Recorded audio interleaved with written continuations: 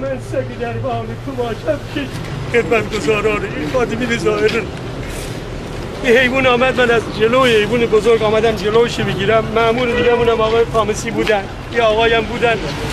از اونجا اصلا مسیر راه رفت داخل، جلو در بزرگ آمدیم بگیریم، دوباره از در کوچیک رفتیم. گفتم آقا کارش نگیرین، حیوان پناهنده شده. رفتیم، زنا تکون نخوردن، خدا گواه. من قضا همه با احترام دور برش واسطادن. این سگ آمد جلو در ورودی، جلو پیشروی مبارک سرش گذاشت روی این آقا آمد یه گردن دستمالی بس گردنش که بلندش کنیم شاید بیاریم، تکون نمیخورد، نمیتونستیم بلندش کنیم. بعد تا اینکه وسیله آوردن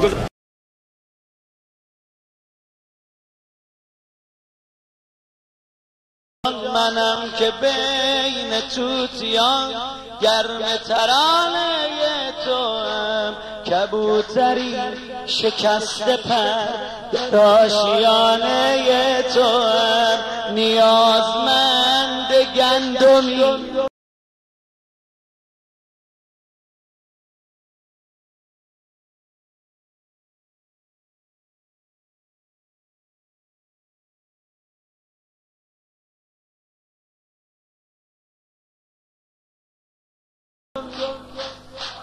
نیازمند گندمی در آستانه توام، بال زنان دور و بر نقار خانه توام.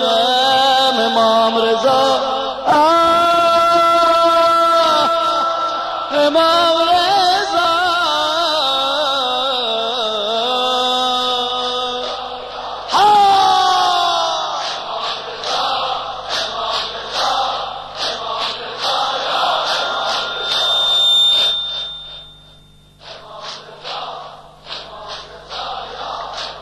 آقا جانم آقا جانم آی امام رضا.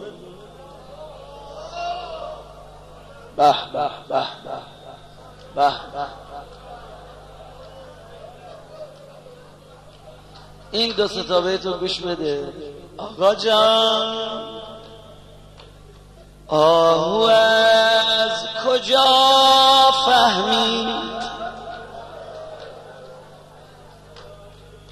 آهو از کجا فهمید، باید از تو یاری خواست.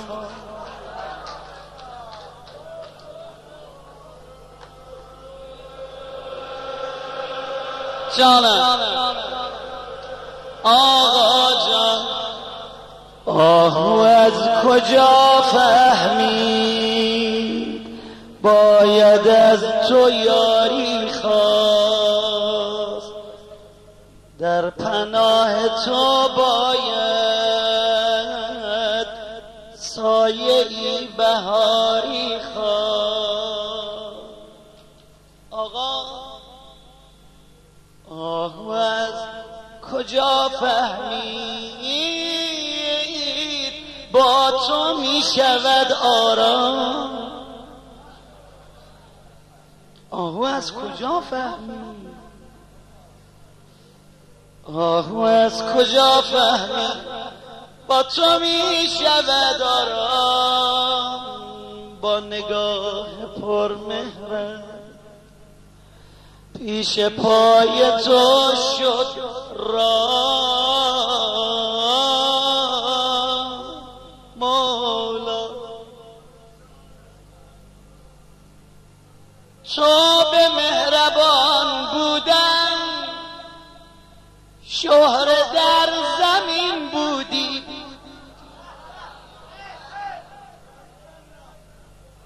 تو به مهربان بودن شهر در زمین بودی، مهربان فراوان بود اما تو مهربان ترین بود.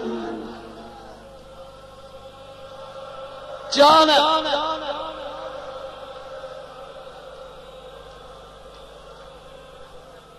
مهربان فراوان بود، مهربان ترین بودی، میدهی نجات از مرگ آهوی فراری. حیوان اومد سرشو گذاشت رو پای امام رضا.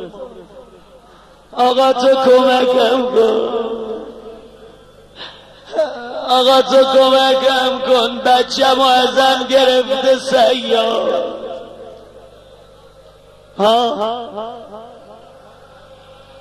ای قربونت برم آقا، امروز منم یه آهو حساب کن.